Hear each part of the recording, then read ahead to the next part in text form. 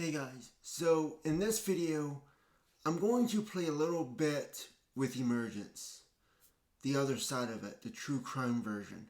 Now, disclaimer is, I don't know much true crime. Now, I watch Mr. Ballin, but I couldn't tell you every little thing that's ever happened in that universe. So I don't know how this is going to go.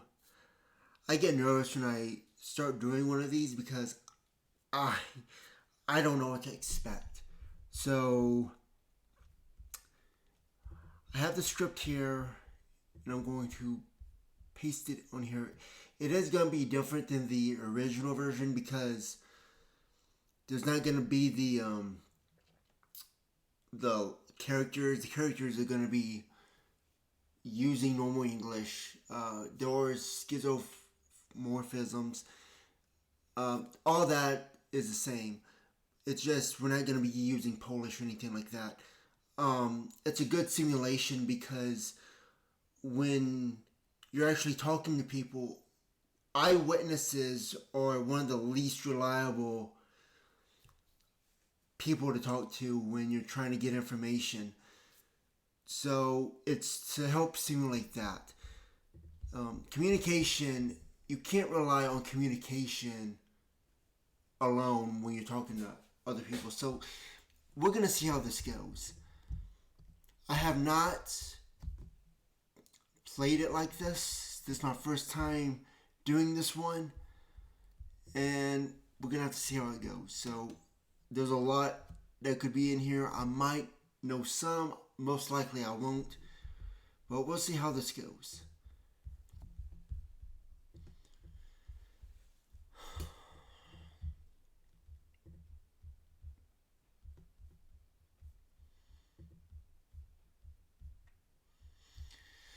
Alright.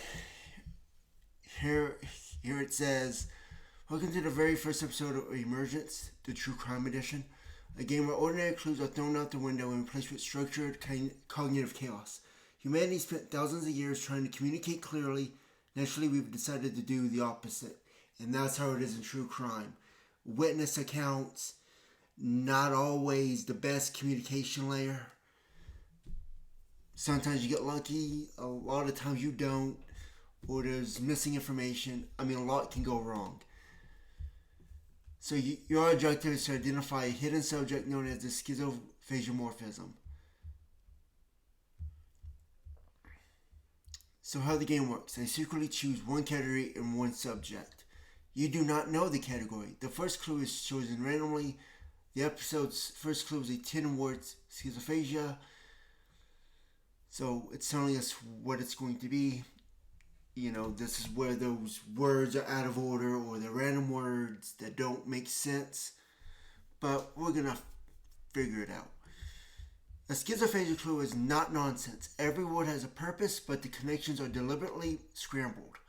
You may guess as many times as you like. If you get stuck, ask for a hint. Each hint becomes progressively clearer. After each clue, I explain why the clue mattered.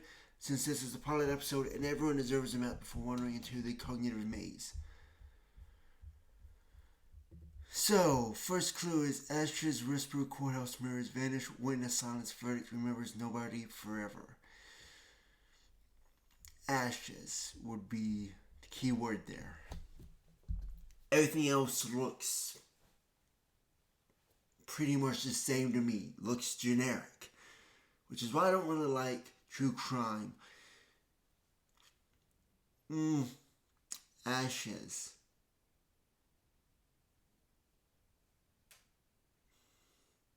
Nobody forever.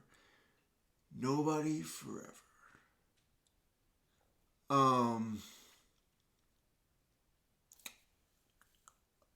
Best place to start is asking what year is it? What year is it? It also teaches ChatGPT because you might be coming into information that hasn't been thought of before when presented, like in a police department or whatever. So it's like role playing with ChatGPT when it does its training.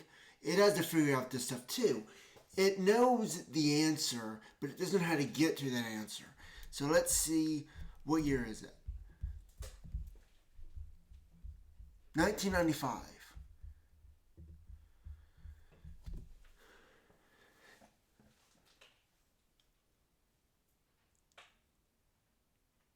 1995. I do not know. I do know that a lot of things happened in the 90s.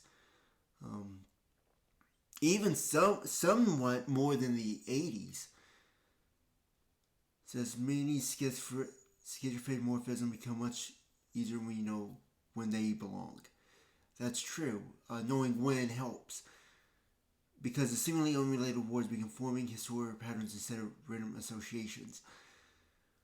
Now, in the real world, you can't ask questions like that, but you have to piece it apart in your mind.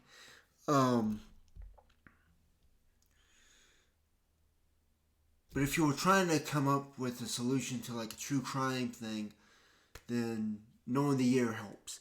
What city did this take place? That might help me. Oklahoma City. Location and hints because they collapse a huge number of possible into much. The challenge is deciding whether the city is the event itself, the investigation chart, or merely where history remembers it. I know that something did happen, a big thing did happen in Oklahoma City. I don't know the year. I don't know the details, like court case and all that, but I do know that there was something that did happen in Oklahoma City.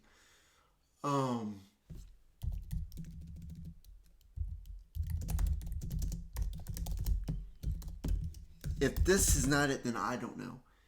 Was there a bombing? Yes, there was a bombing. Okay, so 1995 Oklahoma City bombing. Okay, I don't remember details,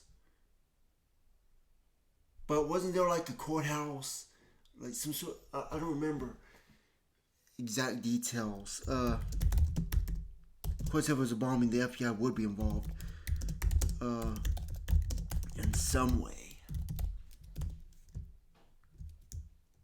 What? Oops, was the FBI involved in some way?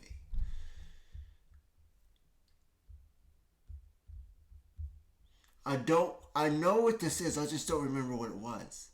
The Oklahoma City bombing. I don't know. Um,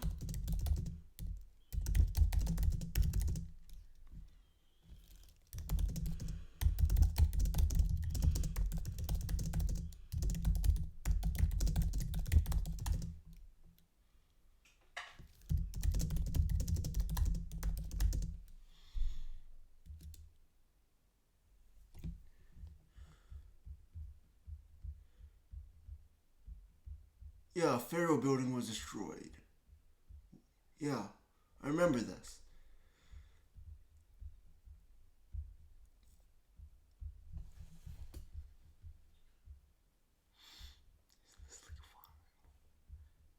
Human memory is less like a filing cabinet and more like a raccoon organizing shiny objects. That sounds like something from the Alice in Wonderland. Um, how was a raven like a writing desk? I don't know. I just get that feeling when I read that, like a filing cabinet, more like a raccoon. That's so random to say that. Yeah, the Oklahoma City bombing in 1995. Oh yeah, ashes.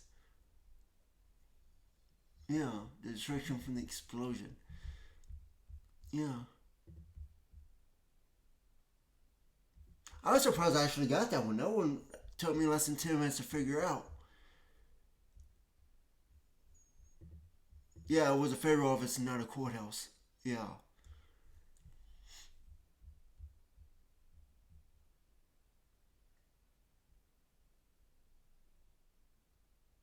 I'm thinking of something,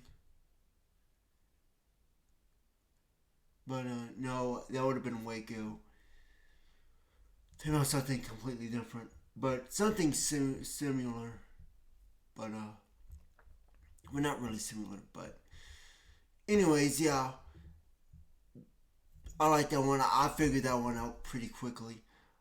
I guess I got lucky on that one because it could have been anything.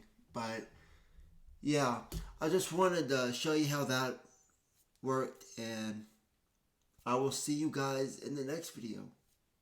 Bye for now.